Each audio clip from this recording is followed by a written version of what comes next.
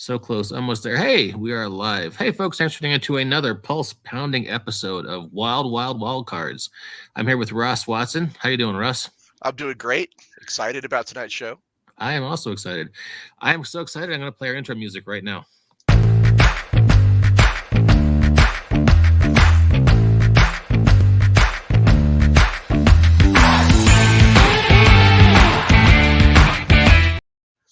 Yeah, it's a slow build, but once it gets there, it gets there. So Mike, we are here tonight. Mike is so excited he's casting from his bedroom because he just can't contain it. Like a teenager on Instagram. It's the weekend, right just take it easy. Hey, Berzidente, how you doing, sir? Good to see you out there. And he is correct. We're talking about another sci-fi setting for Savage Worlds. Last week we talked about what was the name of that setting, Ross? Last Parsec. Yep. And this is a new setting, Kickstarter right now, called Counterblast. I will put up the page. Patrick and Vicky, why don't you tell us a little bit about Counterblast while I get ready to share that? Okay. You want to go ahead, or? I don't really even know where to start. I mean, this is a setting that I kind of had in mind. We're kind of a miniatures company, but we had talked about putting out a game after we had run our first Kickstarter in 2012 to put out miniatures and so forth. So the first game that we did in 2014 was like just a tabletop battle game, and then we did a second edition later on. But we've always really wanted to do a role-playing game for that. And so we looked at a bunch of different rules and that sort of thing. And we kind of decided, well, rather than do something in-house and try to build the mechanics and everything on our own, we would kind of look and see if we could sort of attach it to something that was already existing, that already had a player base. So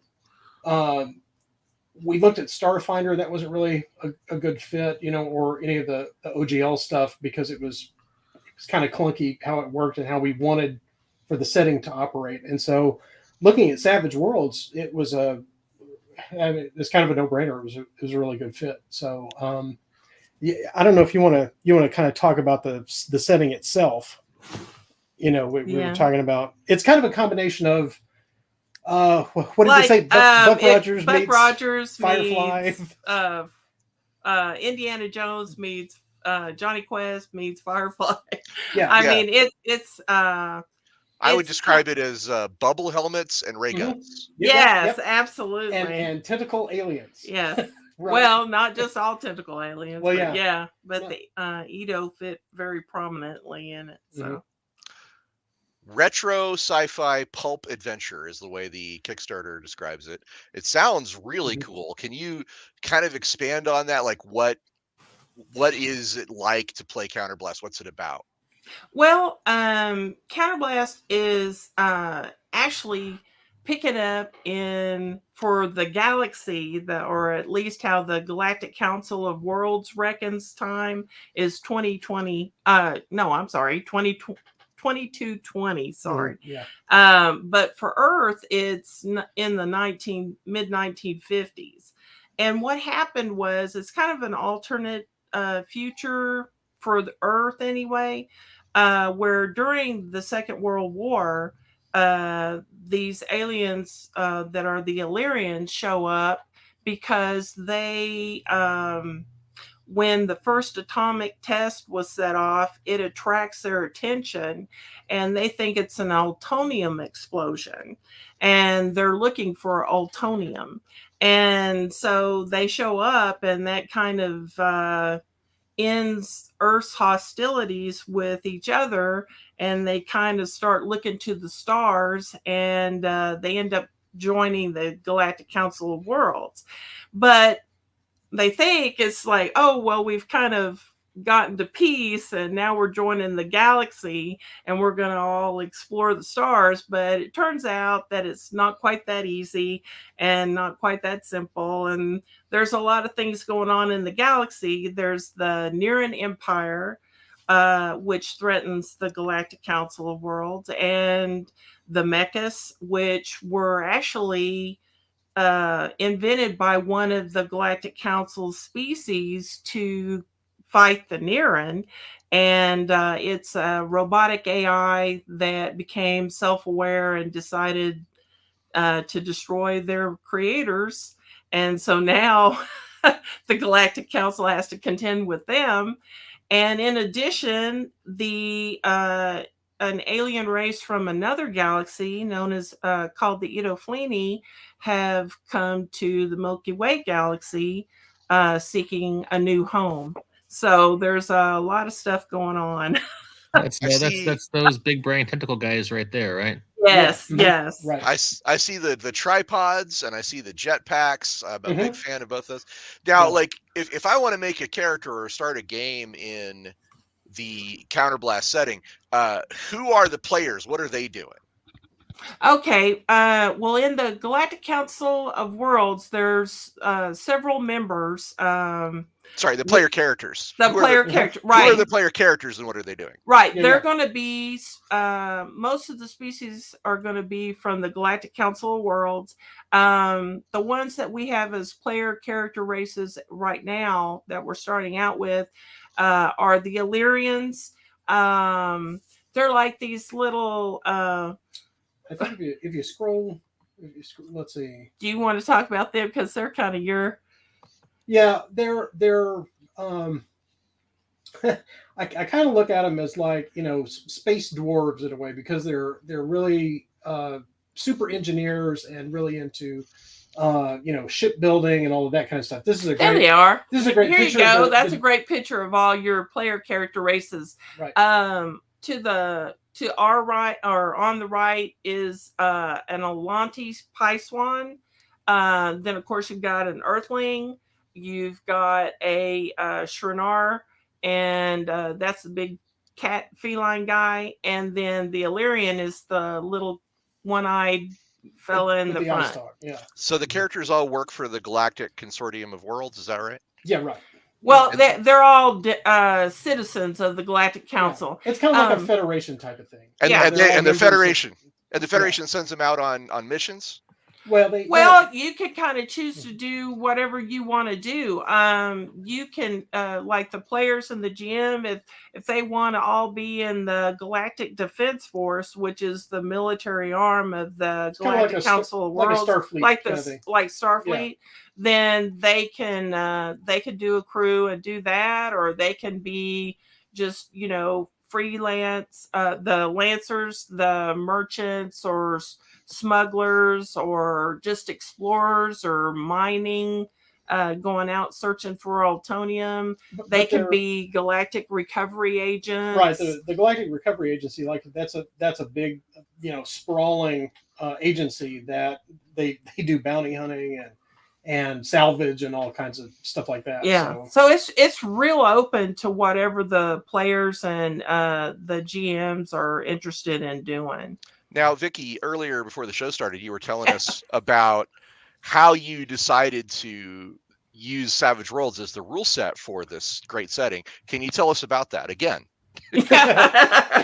Yeah, sure.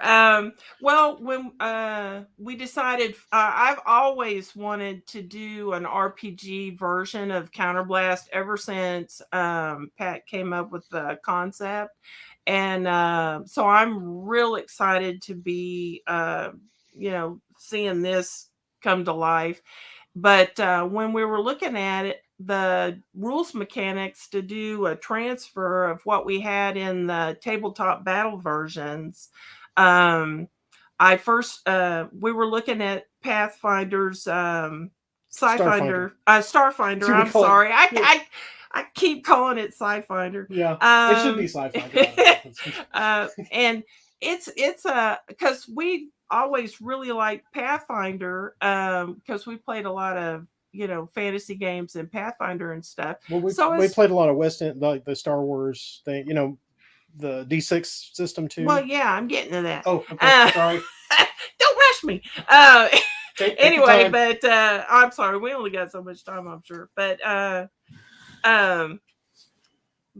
looking at that, I was starting to do conversions with that, and I was running into some challenges and some difficulties with that, and so when I was talking to Pat about it, he said, hey, have you checked out, Savage Worlds yet? And I hadn't really looked at that. But when I did, it's extremely reminiscent to me of the old West End Games Star Wars D6 game. And I immediately was like, yeah. let's look at this. And it's amazing to me how well it works to transfer a game, to convert a game over. And the show that we were talking to y'all, that y'all were on, the Savage Universe show that was aired, was that yesterday or the day before? Yeah, I think it was Friday. Yeah, it was Friday. Okay, yeah. And when everyone was talking Thursday. about that, I Thursday, was like, yeah. Everybody was commenting on how flexible the system is, and that's modular. very true. And it's very, to me, it's very malleable. It's very adaptable. I mean, it's got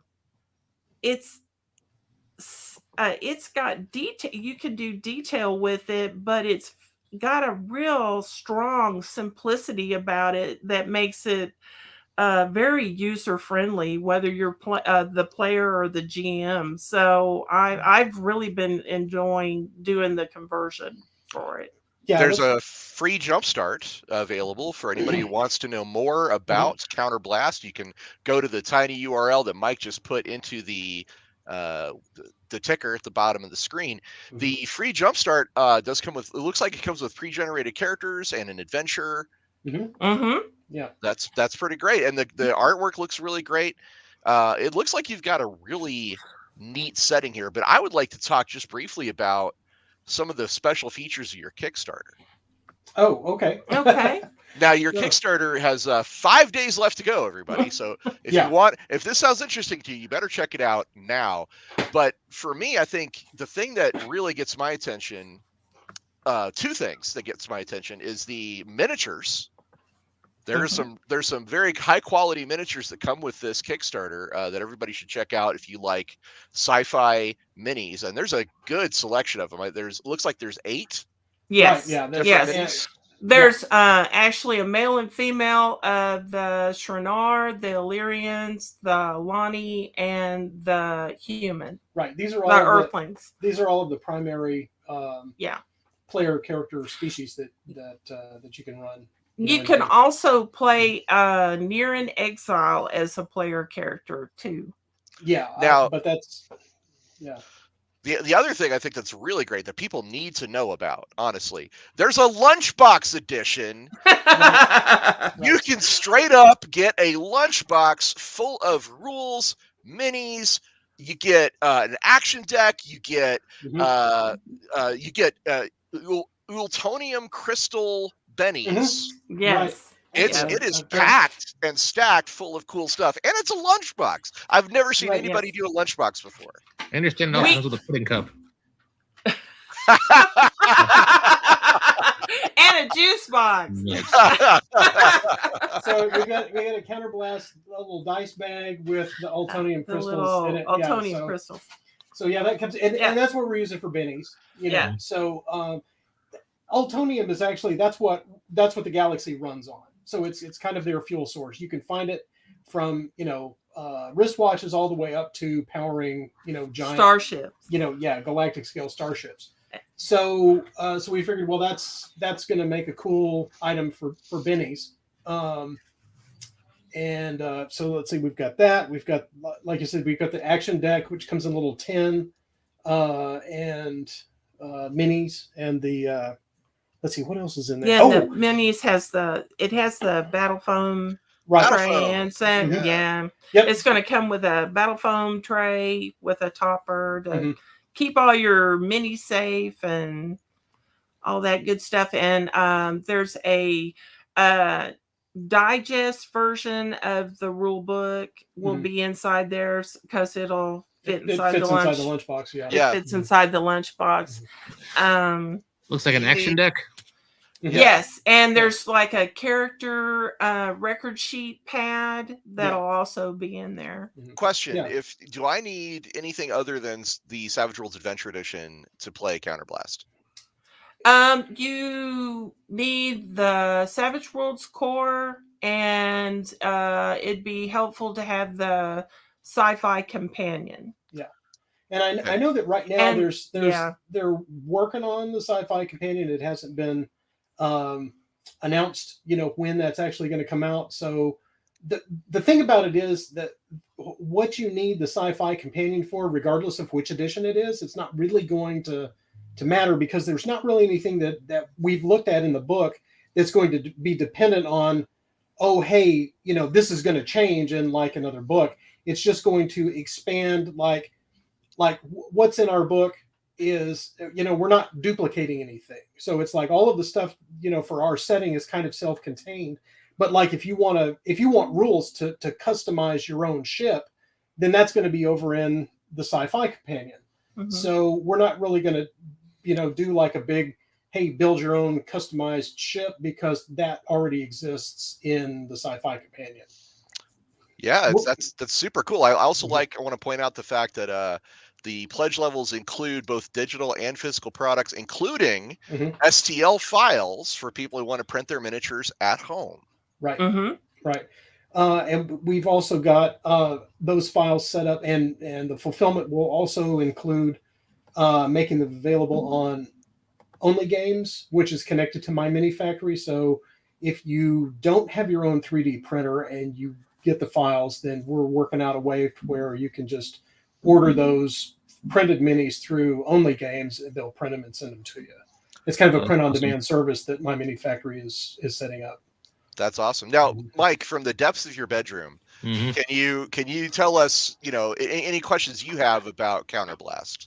I just wanted to mention to any of our listeners who might be catching us on the iTunes podcast network, go to tinyurl.com/counterblast to check out the Kickstarter. Awesome. So you make the tiny URL because it's so much easier to say that than the full Kickstarter URL. So tinyurl.com/counterblast will get you there. Cool. Thank you. And no worries. And by the same token, if you want to check out the completely free Jumpstart, tinyurl.com/counterjumpstart will get you right there. So cool. All right. So what else do you, Vicky and Patrick, what else would you suggest people need to know about Counterblast? Well, there's so much, war this and war that, war hammer, war whatever. I wanted to call it something different, and it's connected to the setting. You probably are asking, it's like, what is Counterblast and why is it actually even called that? And we were talking about Ultonium earlier, that it's a crystalline power source. It's kind of similar to what you would see, like dilithium or whatever, or is going to be in these other sci-fi settings. So whenever they've discovered that, if they inject it with a certain kind of power or whatever, it amplifies it, and so they can power starships and all that sort of thing. Well, it creates this echo in the deep. And what the deep is like an alternate universe where other things live. And it's also where all the psionic users in the setting draw their cosmic energy from. Right. Sort of a warped space, you might say. Kind of, yeah. Like it would be inappropriate to call it the Upside Down, right? There you go. Sure. And, legally distinct. Right. And unbeknownst to the residents of the Milky Way galaxy, the use of Ultonium is opening singularities or portals or something, and it attracts the creatures or beings that live in the deep. Right. And some of them are starting to come through. Yeah. So. Yeah, and that's bad. Yeah. Right. So when the use of that is those singularities or portals, that's a counterblast because it echoes in the deep. Yeah. Okay. So the title kind of calls back the meta plot That's right. That's what that is. Can you tell me how many pages the core book is? Is it big, small? Like, what are we talking? Probably going to be at least 128 pages plus. Yeah. So, and just depending on stretch goals, right? Yeah, right. Yeah, sure. Well, yeah, mm-hmm. yeah. We may add to it with stretch goals, but there's going to be several creatures in. There'll be a bestiary section. There'll be a NPC, like a general NPC section with all kinds of NPCs statted out, and then there's going to also be a who's who and Counterblast section for all the unique wild card NPCs as well. Yeah, there's a whole roster of and maps and all kinds of information about the setting and locales in the setting. Right. Does that include? Sorry, I apologize. No. I was just going to put in there's also going to be pre-built ships that it's like, well, you could it's kind of like a ship archetype in a way where it's like, well, if you want a freighter or whatever, from all the different species, there's going to be different styles of ships. And so we'll have a little section of that in there. And, we're looking at, well, either expanding that or maybe even putting out, a supplement later that's got a Hey Chucky T to put out another supplement, later on that's got, an even more expanded, section. And, I'm really interested in doing some stuff with, fleet battles and that kind of thing, even from an RPG, viewpoint. So this is the guy I was going to ask about. Vicky, you were talking about NPCs. Yes. Brackmaxter. Yes. Okay. Yeah. Brackmaxter is, Earth may be, new to the Galactic Council of Worlds, but they're really, onward and upward. So Brackmaxter has risen among the ranks of the Galactic Defense Force, and he's deputy commander of the GDF base on Orton 5. That's correct. Yeah. Yeah. So that's in the outer reaches, and so he's let's see, he actually reports to Commander, oh gosh, what's his name? Something Wilco. Yeah, Wilco. Right? I'd have to look at Roger Wilco. Not Roger Wilco. That'd be a little too on the nose, but I'd have to look it up. I'm sorry, but it looks like folks can get a free STL file right off Kickstarter page for Mr. Brackmaxter. Yeah, you can just click on that. It takes you right over to My Mini Factory, and you can just download it, directly off of that. Yeah. But that's that. He's kind of our what's the Futurama character of the? Oh yeah, Zach Brannigan. Zach Brannigan. Yeah, he's got Zach Brannigan. Yeah, he's got a lot of those kind of qualities. There's a certain Shatner-esque quality about him, perhaps. Right. It's kind of got that Phil Hartman kind of delivery. Yeah, there you go. He also has fabulous hair. Yeah. All right. Well, this looks like fun. I'm going to be backing it. Ross, peer pressure. You should back it too. Oh, now that the lunchbox is kind of calling my name. I don't know. Well, when we did the 2.0 version, we did a lunchbox set for that as well. So we had a little bit different lunchbox, and I was like, well, let's do a lunchbox again. Yeah. Oh, so this is you've actually done a lunchbox before. Yes. This is not your rodeo. Yes. Yeah. There's been a minis version. There's been a wargame version of Counterblast. Yeah. We did the lunchbox for the wargame version, and it had Giorgio's art on it. Yeah. They had the cover art, for the other book. But we didn't run a Kickstarter for that. We did we called it a book starter, basically, and it was kind of like Pinnacle's doing their Game Changer. The Game Changer, like they do it on their own web store. So that was what we did for the second edition of the tabletop battle game. But in this instance, we decided, well, let's go ahead and put it out on Kickstarter and see see how it's going to run out there and that sort of thing. So so it's only got till Friday left. Yeah. So jump on the bandwagon now, folks. This is your Exactly. chance. If this sounds interesting to you, definitely go check out tinyurl.com/counterblast and take a look at this this really interesting setting. I think the artwork and the minis and the lunchbox are all super cool. The concept is really cool. I love retro sci-fi. Oh. So yeah, this is really neat, you guys. Thank you for joining us here to Well, talk about it. well, Thank you so much. We appreciate it. Yeah, thanks for inviting us. Nice to meet chat y'all. about it. Yeah. It's been a pleasure talking to you. Any final thoughts about Counterblast before we sign off? Oh Back man, grab your zap guns and put your bubble helmets on and join us out in the outer reaches. Nice. All right. Well, hey, with that happy thought, we'll go ahead and call it a show. Thanks everybody for checking in. Thanks for the folks in the comments. Aaron, it was a pleasure having you in the audience, and it was a pleasure talking to Pat and Vicky. Thank you. We will catch you all next time on Wild Wild Wild Cards. Outro music. Outro. Do you want the outro music? I'll get you the outro music.